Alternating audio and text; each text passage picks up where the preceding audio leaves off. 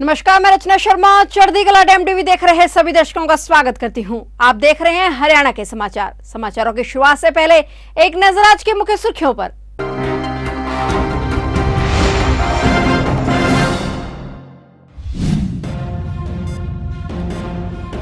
मुख्यमंत्री मनोहर लाल ने प्रदेशवासियों को दी बड़ी सौगात। जमीन के इंतकाल की प्रक्रिया को किया ऑनलाइन। प्रदेशवासियों के हित में मुख्यमंत्री मनोहर लाल ने की एक और बड़ी पहल।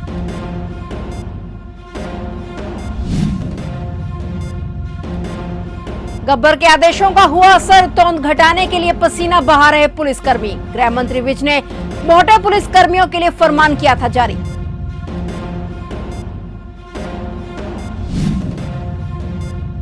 कांवड़ यात्रियों की सुरक्षा को लेकर रेलवे स्टेशन पर चलाया गया चेकिंग अभियान। संदिग्ध वस्तु मिलने पर सख्त कार्रवाई के निर्देश।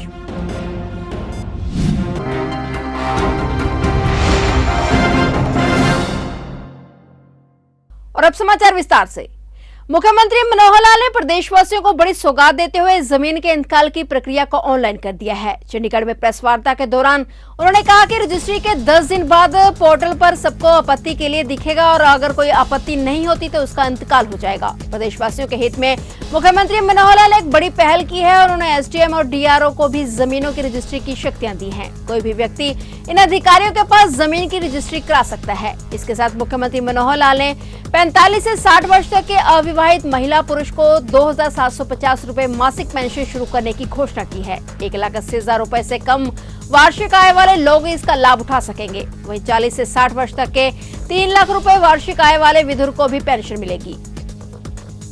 हमने एक शब्द सुना है, इंतकाल सुना है ना, लेकिन आज से पहले जो व्यवस्थाएं चल रही थी वो इंतकाल के लिए आदमी लगा रहता था और सालों साल लगा रहता था।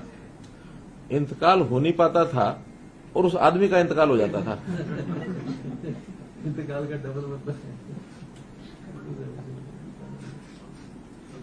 तो इसलिए वो आदमी का इंतकाल ना हो तो जो पहले वाला इंतकाल है, जमीन का इंतकाल, वो कैसे हम ठीक से कर सकें। हमारी पार्टी का एक बहुत बड़ी घोषणा हमने 2019 में की थी और वो घोषणा थी कि नए इंतकाल को समयबद्ध सीमा में ऑनलाइन करने की सेवा शुरू करेंगे।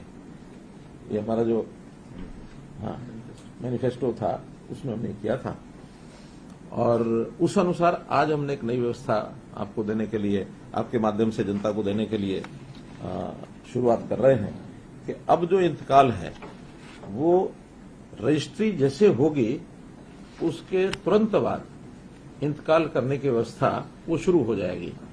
हरियाणा पुलिस में नौकरी करनी है तो तोंद कम करनी पड़ेगी, नहीं तो पुलिस कर्मियों का तबादला सीधा पुलिस लाइन में कर दिया जाएगा। हरियाणा के गब्बर कहे जाने वाले गृह मंत्री अनिल विज के इस आदेश के बाद से उन पुलिस कर्मियों को अपनी फिटनेस पर काम करना पड़ रहा है जिनकी तोंद निकली हुई है। अब पुलिसकर्मी खेल के मैदान में पसीना बहा रहे हैं, वे योगा के साथ साथ एक्सरसाइज भी कर रहे हैं। गृह मंत्री विज के जारी किए गए आदेश में कहा गया था कि ये अक्सर देखा जाता है कि पुलिस विभाग में तैनात पुलिस कर्मियों का वजन बढ़ा है और वह और अधिक बढ़ता ही जा रहा है। बढ़ते वजन के कारण पुलिसकर्मी पूरी मुस्तैदी के साथ अपनी ड्यूटी नहीं कर पा रहे हैं। ऐसे पुलिसकर्मियों को फिट किया जाना बेहद जरूरी है। विज ने पुलिसकर्मियों को फिट होने के लिए 3 महीने का समय दिया और साथ ही ये भी कहा कि अगर मोटे पुलिसकर्मी 3 महीने में फिट नहीं हो पाए तो उनकी ड्यूटी पुलिस लाइन में लगा दी जाएगी। करीब 1.5 महीने पहले विज ने मोटे पुलिसकर्मियों के लिए ऐसा फरमान जारी किया था जिसे सुनने के बाद पुलिसकर्मियों के लिए उनका वजन चिंता का सबब बनने लगा। अब हरियाणा पुलिस के मोटे कर्मचारी पसीना बहाकर अपना वजन कम करने की कोशिश कर रहे हैं। सोनीपत में ऐसे पुलिसकर्मी पुलिस लाइन में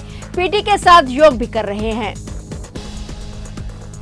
हरियाणा के स्वास्थ्य और परिवार कल्याण मंत्री अनिल विज ने स्वास्थ्य विभाग से संबंधित चल रही परियोजनाओं को समय पर पूरा करने के संबंधित विभागों के अधिकारियों को सख्ती से निर्देश दिए। उन्होंने कहा कि स्वास्थ्य और शिक्षा सरकार के लिए महत्वपूर्ण और प्राथमिकता पर है। ऐसे में स्वास्थ्य से संबंधित चल रही सभी परियोजनाओं को समय पर पूरा किया जाना चाहिए। उन्होंने कहा कि पूरे देश में हरियाणा ऐसा पहला राज्य है जहां पर आमजन की जरूरत के अनुसार स्वास्थ्य सेवाएं मुहैया करवाने के लिए मैपिंग का कार्य करवाया जा रहा है। उन्होंने कहा कि अगले 1 महीने में स्वास्थ्य को लेकर की जा रही मैपिंग का कार्य पूरा हो जाएगा और इसमें आयुष सेवाओं से संबंधित जानकारियां भी एकत्रित की जा रही हैं। इसके अलावा उन्होंने कहा कि गुरुग्राम में 700 बिस्तर के बनाए जाने वाले नागरिक अस्पताल का शिलान्यास भी जल्द ही किया जाएगा।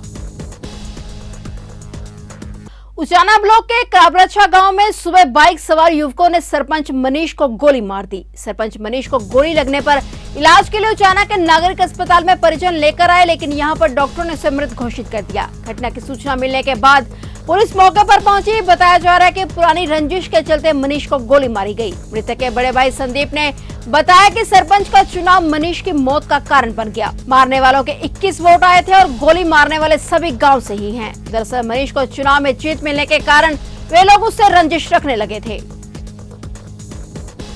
सावन मास में कांवड़ यात्रियों की सुरक्षा हेतु बल्लभगढ़ रेलवे पुलिस के द्वारा चेकिंग अभियान चलाया गया है। वहीं स्टेशन पर बैठे यात्रियों के बैग चेक किए गए। कांवड़ मेला शुरू हो चुका है और शिव भक्त कांवड़ लेने के लिए हरिद्वार जा रहे हैं। पुलिस का कहना है कि यदि किसी यात्री के पास से कोई भी संदिग्ध वस्तु मिलती है तो उस पर उचित कार्रवाई के निर्देश हैं।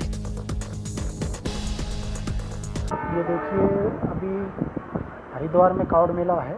कांवड़ के लिए अपने हरियाणा से और दिल्ली एनसीआर से बहुत ज़्यादा भक्तगण और यात्री हरिद्वार में कांवड़ लेने के लिए जाते हैं, जिनमें बाई रोड जाने वाले भी बहुत हैं और ट्रेन से भी बहुत ज़्यादा पैसेंजर यात्रा करते हैं।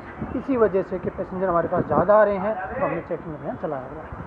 अगर कोई ऐसी संदिग्ध वस्तु मिलती है, किस तरह से कार्रवाई की जाती है? देखिए, लगातार हम चेकिंग अभियान चला रहे हैं। उस चेकिंग के दौरान किसी भी व्यक्ति के पास कोई संदिग्ध वस्तु मिलती है तो उस पर आरपीएफ और जीआरपी के द्वारा जो वैधानिक कार्रवाई बनती है की जाएगी।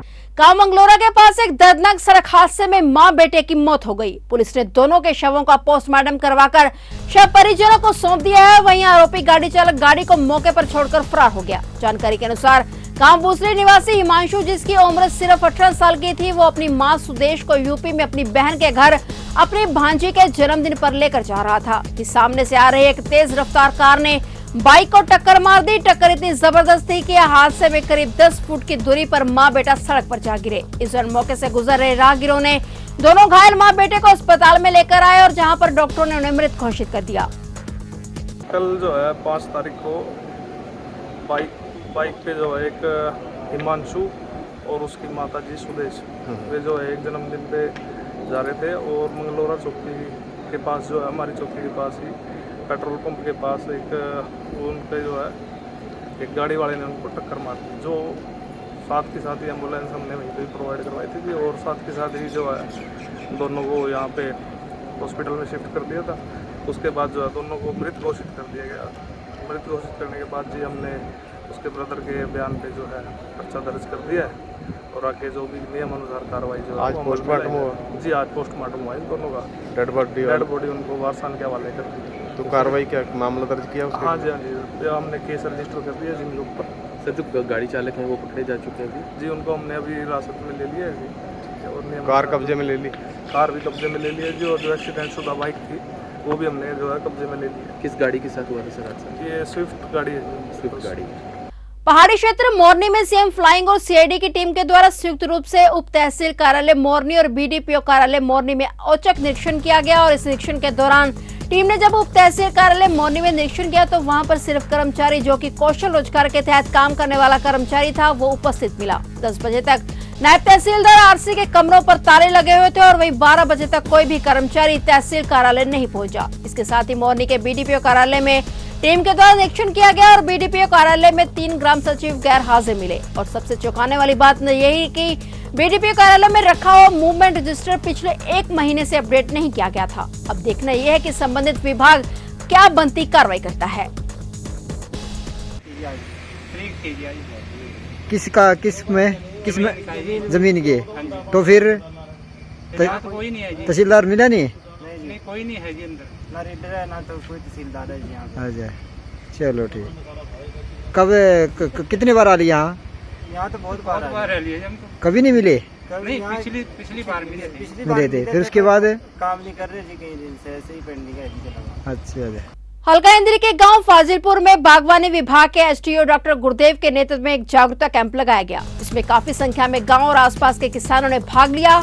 सरकार की योजनाओं की जानकारी देते हुए डॉक्टर गुरुदेव ने बताया कि क्षेत्र में बागवानी से संबंधित फसलों को बढ़ावा देने के लिए सरकार ने अनेक प्रकार की योजनाएं चलाई हैं। उन योजनाओं को लागू करने के लिए किसान को जागरूक करने के लिए हल्का इंद्री में लगभग 60 के करीब कैंप लगाए जा चुके हैं और यह मिशन 18 जुलाई तक जारी रहेगा। लगभग हमने 62-63 गांव कवर कर लिए हैं और आगे हमारा प्रोग्राम है पूरे इंद्री ब्लॉक में जितने भी गांव हैं सभी को कवर करने का उद्देश्य है, हमारा लक्ष्य रखा गया है और हम चल रहे हैं जी। इसमें जो प्रोग्राम के तहत विभाग का उद्देश्य है जी वो है क्षेत्र को बढ़ावा देने के लिए सब्जियों और बाग में, जैसे बाग वाले जो काश्तकार हैं, क्षेत्र है, एरिया है, तो उसके अंदर ज़्यादा से ज़्यादा एरिया आए, तो इस उद्देश्य से ये प्रोग्राम किए जा रहे हैं कि किसानों को विभाग से जो योजनाएं हैं, स्कीमें हैं, सब्सिडी वगैरह की, उस चीज़ का किस तरह से फ़ायदा उठा सकते हैं, कैसे वो अप्लाई कर सकते हैं। ऑनलाइन हमारा पोर्टल है जी portnet.gov.in पे, वहाँ पे जाके क्या क्या प्रोसेस है, किस हिसाब से वो अप्लाई कर सकते हैं, इस चीज़ों के बारे में किसानों को बताया जाता है जी कैंप में। और जो हमारे विभाग के सेंटर हैं, जैसे हमारा लाडवा सेंटर है, कल से हमारा मैंगो मेला शुरू हो जाएगा जी। वहाँ पे 7 तारीख से पिंजौर गार्डन में मैंगो मेला है, वहाँ पे 3 दिन का प्रोग्राम है, दोनों जगह 3-3 दिन का प्रोग्राम है जी। तो उसके बारे में भी बताया गया है। लाडवा सेंटर पे हमारे जो पौधे उपलब्ध हैं उनके बारे में बताया गया जी। भुन्ना नर्सरी पे है अमरूद का सेंटर, उस पर भी पौधे उपलब्ध हैं। मांग्याना में है। ऐसे ही हमारा जो ट्रेनिंग करवा रहे हैं जी कुचानी सेंटर पे, घरोंडा वेजिटेबल का सेंटर है जी। तो इन सेंटर की सेवाएं हैं उनके बारे में बताया जाता है। बरसात के कारण प्रशासनिक अधिकारियों के पानी निकासी के दावे फेल हो रहे हैं। बरसात से पहले सीवरेज नालियों की सफाई न होने के कारण कलायत की अनाज मंडी और शहर की गलियों ने तालाब का रूप धारण कर लिया है। 2 पहिया वाहनों चालकों, राहगीरों के साथ आम लोगों को परेशानियों का सामना करना पड़ रहा है। लेकिन कलायत मार्केट कमेटी के अधिकारियों ने बताया कि अनाज मंडी में बरसात के पानी की निकासी के लिए बिजली से चलने वाली मोटर का प्रबंध किया हुआ है। बरसात के समय में बिजली चली जाती है, जिसके कारण बरसात के पानी की निकासी नहीं हो पाती। उन्होंने जल्द अनाज मंडी से बरसात के पानी की निकासी का भरोसा दिलाया है। तो ये थे हरियाणा के समाचार और नए समाचारों के साथ फिर से हाजिर होंगे। तब तक के लिए देखते रहिए चढ़ती कला टाइम टीवी।